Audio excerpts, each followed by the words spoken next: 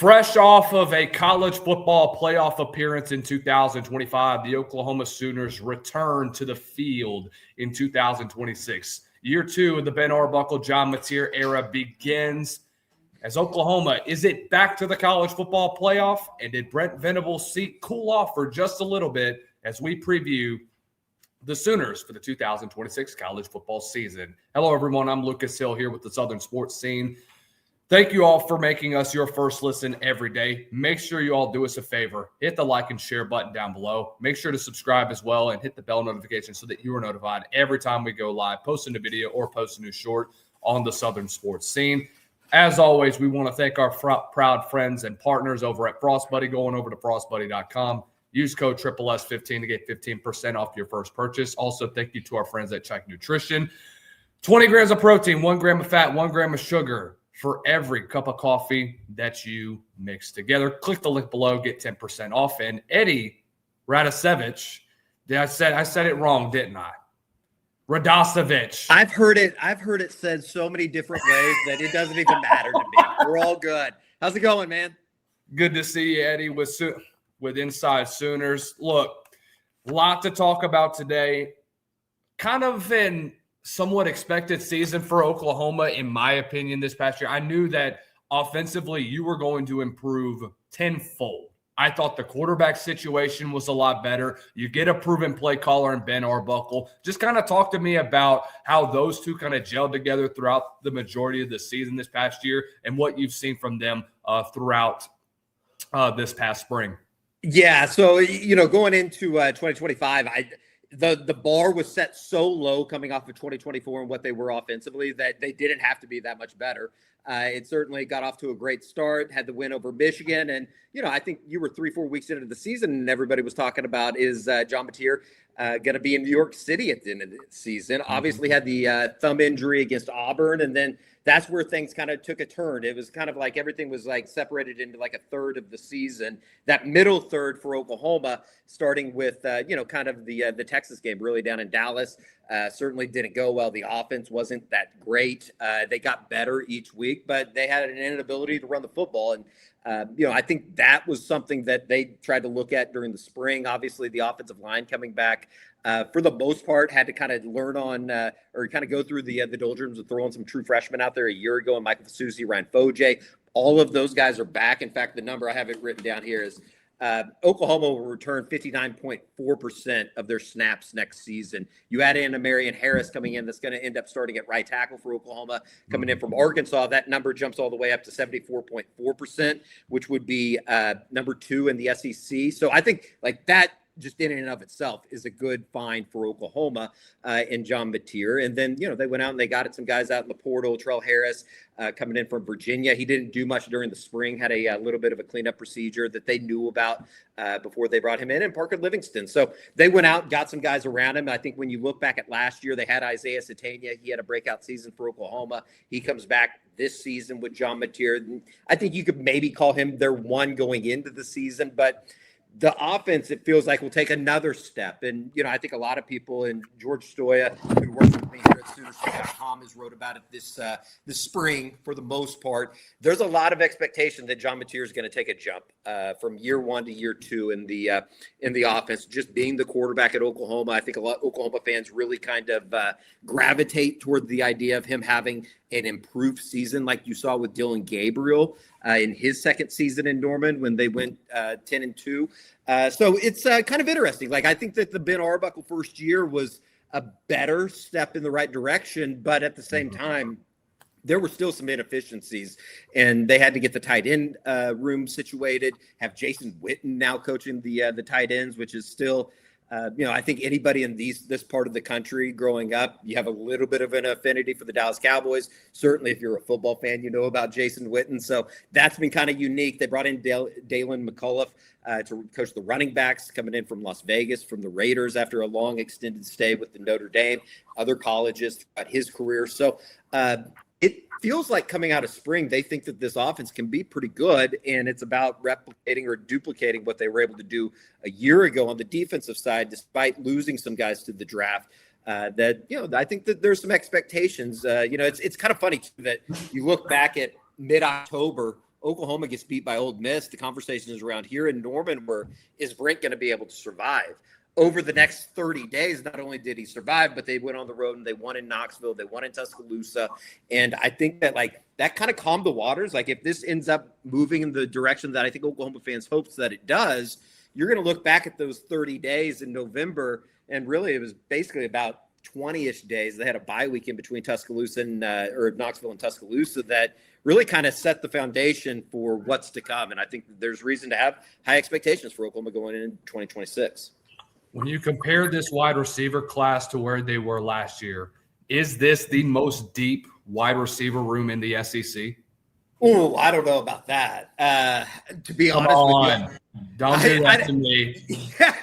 I don't know about that, but I will say from an Oklahoma standpoint, this is probably the better group that Emmett Jones has had since taking over at the wide receiver position. And certainly that was kind of one of the big things that Oklahoma had to do in the portal was they had to go get guys that could help John Mateer this season. Because I think that you look back at last year and, Deion Burks, despite getting, he kind of fell from a lot of people's eyes in the draft. And despite getting drafted, they haven't really had a whole lot of success at the wide receiver position here since, the Lincoln Riley days and CD and all of those guys that went on and had fantastic NFL careers. But when you look at it now, you have Trell Harris coming in from Virginia. He's an experienced guy. He didn't go through a whole lot of spring, not too concerned about that moving into, the summer and August. He's now healthy. Parker Livingston, obviously, I think from the Oklahoma perspective, the north side of the Red River, he was a guy that I think a lot of Oklahoma fans felt like it was just going to make plays at the Cotton Bowl for the next 3 years with Arch Manning. Now that you have him in, along with Isaiah Satania coming back, they were able to retain him, last season. He had a fantastic breakout season in the SEC, and they're really excited about some of the freshmen that have come in. Mackenzie Allen was a guy that really developed throughout the spring too, coming in from Wichita State. Kind of had a little bit of overlapping with Ben Arbuckle and John Mateer and Pullman. And then, Elijah Thomas. I think that's a name that a lot of people are excited about. He's from Chakota, Oklahoma, right on the Oklahoma-Arkansas border. Manny Choice, another development piece, bigger-bodied guy that Oklahoma really hasn't been able to take advantage of. And Jaden Petit, Jasir Rogers. Jasir Rogers is a name that probably don't know a whole lot about. He's going to be a true freshman. He comes in from Delaware, which is, kind of a unique place to end up when you are playing football in Norman, Oklahoma. But athletically, he might be one of the more athletic guys that Oklahoma has seen here in, maybe the last 4 or 5 years. So they feel like they have some pieces, and you combine that with the tight end unit that is completely overturned from what they had a year ago. They went out and got 3 guys in the portal. They have a guy in Trinae Washington that they feel like could end up playing some pretty good football before it's all said and done. It feels like they're moving in the right direction, and it just needs to catch up with the defense that obviously should be in really good shape going into next season, despite some of the losses that they had in the draft. A healthy John Mateer looks like the most complete quarterback in college football. That's just my opinion. Yeah, there's moments where he can make every throw. I think It's just consistency. It's about doing it day in and day out, and he's been open about that. He's talked to us quite a bit about it, and I think. I don't know if this just makes Oklahoma fans feel a little bit better. And we talk about it in the media here in Norman that coming in and stepping into a place like Oklahoma, it's just different. I mean, I think that it's kind of in that upper echelon territory where the expectations are so damn high. You walk out of the football facility every day, you see all the Heisman trophies. It can be a tough thing to get used to. And I think more than anything, he's just more comfortable than he was a year ago. And obviously the hand injury, I kind of got sick of talking about it at the end of the year. I was like, my God, this happened 2 months ago. How's the hand not healthy? He really opened up during the spring about how much, just his grip on the football really took a hit when he was trying to come back from it. And, I think that there's expectation that he has a really good season in 2026. What do you think a healthy John Mateer looks like in 2026? Because I know even at him at 75, 85% after that Auburn game, he just wasn't himself. And I know that down the stretch in November and later on in the season, you started to see some of that September-esque of what Mateer was able to do. But I think still the turnovers were a big issue this past year. What does he look like if he is fully 100%? I think that they would he would look like the guy that you saw in the first 4 games, to answer your question, a little bit closer to the guy that you saw in Michigan and the win that Oklahoma had. He led them in a game-winning drive in the fourth quarter. With that said, I think they need to take a little bit off his plate. And I think that was kind of the focus going into the spring, was they have to find a way to be able to run the football. It's now 4, 5, 6 years from a point where Oklahoma, it felt like they had a home run threat at the running back position. This offensive line, it feels like, as we talked about at the beginning, should be really, really good. They feel like they have some players that, not only are going to end up being really good college football players, but are going to end up eventually being top draft picks like Oklahoma's produced in the past under Bill Bedenbaugh. Michael Fasusi, he'll become a household name by the end of the season if he can stay healthy. Hasn't been a problem by any means, but just him taking that next step in maturation, I think, is going to be good for him. They're really excited about that offensive line. And if they can run the football, I think that takes some pressure off of John. It obviously helps hand in hand, being able to throw the ball from a play action standpoint. You look at last year and just kind of everything that they were asking John Mateer to do, even when he was coming back from injury. You're talking about a 75% load on just having to do everything for Oklahoma. And I think if they can just get help around him, it should take a little bit more off his plate. And I think that will, kind of end up giving you the benefit of having a little bit better quarterback play. And certainly the turnovers is one thing that they got to focus on. What's the strength from the defensive point of view? Because I know a lot of people have been talking about David Stone being a top 50 draft pick this upcoming season. And I don't blame him. I mean, he's a guy that can play very, very flexible defensive lineman. I think he can play more of a 1-3 tech kind of offense or defensive tackle, a guy that's just really, really quick off the football for a guy that's 315 pounds. I mean, he moves with the flow. He moves like a ballerina at times. Very flexible with his hips, knows how to bend the corner. I mean, it's this type of things that you want to see from a prototypical defensive tackle. Yeah, they were so damn good on the defensive line last year, and one of the reasons was because of the depth that they had. They had guys like a Grayson Halton, Dominic Williams. Halton ends up getting drafted in the 4th round. It's one of those things that they feel like they're in a better spot, obviously in developing depth because David Stone and Jaden Jackson, kind of his classmate, they've been 1A, 1B on that defensive line because they sat out most of the spring, kind of precautionary stuff. They were able to develop guys like a Nigel Smith, like a Trent Wilson, bigger bodied guys that they feel like they were going to be able to add contribution in the middle of Oklahoma's defense, add a little bit more depth, which again is one of the reasons they were so good on the defensive line a year ago. Arbason Thomas, obviously, he's been fantastic around here. He's headed off to the NFL. You feel like Taylor Wine had a little bit of a breakout season last year at the defensive end position. PJ Adebore's entering a year where it's kind of a make or break for him. Been banged up, but probably had a better year than the box score would tell you last season. And they're really excited about, kind of a hometown guy in Danny Okoye, that it just feels like he's kind of next in line at the defensive end position for Miguel Chavis.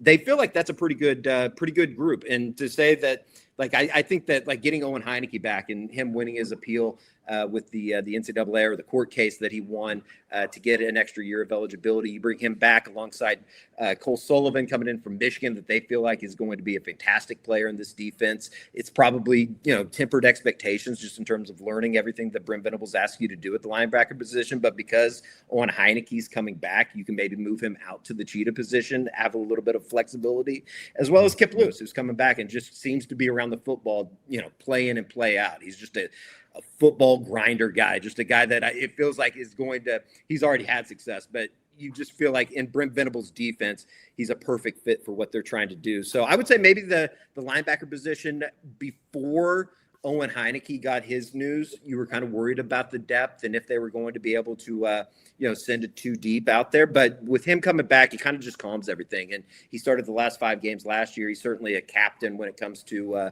this football team going into 2026. And, it's kind of funny. For so many years, Oklahoma, you were worried about what the defense was going to be. And now with Brent, and it feels like it's kind of established, the foundation's in place. It's not necessarily just you're fitting guys in to replace really good players that are off to the NFL, but you feel a little bit more better about it. Taylor Heim was probably my favorite edge rusher. He's a maniac. Here, he is especially when he wears that 44. Yeah. Come on. Yeah. Yeah. The special lore in Oklahoma history on the defensive side of the ball. Need to next time I see him, he needs to start painting his face. Maybe that adds a little bit, to the mix with the eye black. He's got to get the mohawk. Yeah, exactly. Danny needs to come back and kind of teach him how to be the key guy on a defense. But I think that's a great point that you just brought up, because I mean that's another lore that people talk about when you think Oklahoma is a linebacker room, and it's just sure. You look at how deep that they have always been. When you talk about legends throughout the game that have come through, Norman, and you look at how deep that they have always been. When you look at this linebacker room this upcoming season, obviously you brought in some guys. Cole Sullivan is a guy from Michigan that I've really liked at times. You know, what do they look like this year? Who's a guy that you expect to be a breakout star on that side of the ball? On the defensive side of the ball, like any position? Yes. Michael Boganowski might be a name that if you watched Oklahoma a year ago, you knew he was out there at times, but he's certainly kind of stepping into a larger role with Robert Spears-Jennings now off to the NFL. He is one of those guys that him and O'Marion Robinson, I think Brent Venables has referred to both of those guys as somebody that will take your soul. Boganowski in terms of a guy that he's one of the hardest hitters on the Oklahoma side, on the defensive side of the ball for Oklahoma. Has become a little bit of a legend in that regard of just firing people up or firing, I guess, at people, his body. That's a guy that certainly, if things are rolling for Oklahoma defensively, he's going to be making a lot of plays from the safety position. Maybe not so much of a guy that is going to be known from a national perspective or should be known, but he did start the entire season as a freshman last year, and Oklahoma fans are extremely excited about him. Cortland Guillory at the cornerback position. Like, if you're talking about a guy that maybe Oklahoma could get back somebody into the the Thorpe Award talk, I think he's a guy that could end up having a really, really good career at Oklahoma, and obviously moving on, if he stays healthy, God willing, to the National Football League. So those are two guys on the I guess from the secondary that everybody's excited about around here. And again, Danny Okoye is definitely a name to know. He was a homeschool kid from the Tulsa area, about an hour and a half northeast of Oklahoma City, it just kind of feels like he's been waiting in the wings, and this is kind of his moment to really take advantage of an opportunity that's in front of him now with R. Mason Thomas headed off to the National Football League. When you look at this schedule, this is obviously a fairly different one compared to last year. It's a lot more difficult. It's there's a lot of defining games early on in the season, and it's kind of hard to pinpoint one, but I think I know what you're going to say. What is the defining game early on in the year for Oklahoma? I don't know if it's like a defining game as much as this is just a defining start to the season. And I think that we've been talking about around here for the most part, and we'll be talking about it for the next couple of months, just surviving that first five. You go to Michigan week 2, you come back, you play New Mexico, and then all of a sudden you're on the road in Athens, and then you're down in Dallas for OU Texas. If you can just find a way to survive, I mean, obviously, what is survive? 3-2, 4-1. 4-1 would be fantastic. Anything better, obviously, would be, everybody's going to be buying billboards around here about winning a national championship. So I think it's more about just surviving those first 5 games, finding some footing, getting out of Dallas with some momentum, and then, things, quote unquote, get easier, all things considered, when you get to the back end of that schedule. So I would say just surviving. And obviously, Michigan's kind of, if you wanted me to throw a game out, I think Michigan's one of those games. You go up to Ann Arbor, you're playing in Detroit or in Ann Arbor. It's going to be one of those moments of, okay, is this who we think it is? And if they can get through that, then you're on to the next the next challenge. And New Mexico was a team that almost won or should have played in the Mountain West Championship a year ago. So it's tough. It is extremely tough. I think the good news for Oklahoma fans is it's like a bucket list schedule if you're going to be traveling on the road, whether you're going to the Big House, going between the hedges in Athens, the swamp with Florida, and then obviously OU Texas. So it's going to be fun from a traveling standpoint. I'm excited about all of those games. But yeah, certainly tough. Is this a team that you think can make a deep run in the college football playoff? Yeah, I think so. I mean, I think that's the expectation. I think nowadays, for the last 20 years you talked about, or for the last 50 years really with Oklahoma, you talked about winning the conference, and that would kind of take care of everything else. You'd be in the national title race. Now I think it's more about making the playoff, and obviously coming off of a season in which you hosted a playoff game with Alabama, even though we didn't go your way, it was a nice jumping off point for Brent Venables and this program that really needed to find some sustained success. I think that there was a lot of people that certainly wondered, like we talked about at the beginning, in that week of, the middle of October when they get beat when they lose to Ole Miss, and Trinidad Chambliss was excellent in Norman on kind of a overcast, rainy day. You kind of wondered about the direction of it. Were they going to even win again? That was before they went to Knoxville, and they were able to sustain some success, build some momentum that they've been able to keep in the offseason on the recruiting trail. And I think that that's kind of what you sign up for when you're at Oklahoma, is having high expectations and getting to a college football playoff. And now the next step is winning one of those college football playoff games and trying to get yourself into a quarterfinal or into a semifinal. Eddie Radosevich of Sooner Scoop. Last question before we go. What did you think of PGA Championships this past weekend? I wish it was – it was great. Don't get me wrong. Aaron Ray, fantastic story. Yeah. I don't know. It didn't – I don't want to say it didn't do a whole lot for me. We're on to Shinnecock, though. That's all that matters at the end of the day. It was a cool story, and I probably would be remembering it in a much that happens every other tournament, doesn't it? It's just a common theme that always happens. There's always some sob story. Yeah, I'm not even trying to disparage it, but great story. Great story, great moment for him, but I don't think it's like a foundational changing win for how I necessarily view Aaron Rai. I mean, I guess that's kind of a hit on him, but being got her up to big Oklahoma guy, friendly with Chris, I really wanted to see him get over the hump. He kind of blew it on Saturday, but he's going to continue knocking on the door and being in contention at majors, and it's going to happen at some point, you would hope. We just hope that, some of these majors are a little bit more, I don't want to say boring, because it wasn't boring. I'm not that, even when Scotty was on his roll, I'd never found Scotty to be boring. There's nothing boring about hitting some unbelievable golf shots. But from a viewing perspective, I found myself looking at my phone quite a bit on Sunday afternoon during the PGA. Hey, he's $3 million richer. So what is it? Yeah, no kidding. He doesn't care what we think. No. Eddie Radosevich over at Sooner Scoop, also a contributor with On 3 Sports. Eddie, appreciate you taking the time, man. Have Absolutely. a great rest of the week. We hope to see you soon. And we'll probably talk soon. Yeah, anytime. Appreciate it.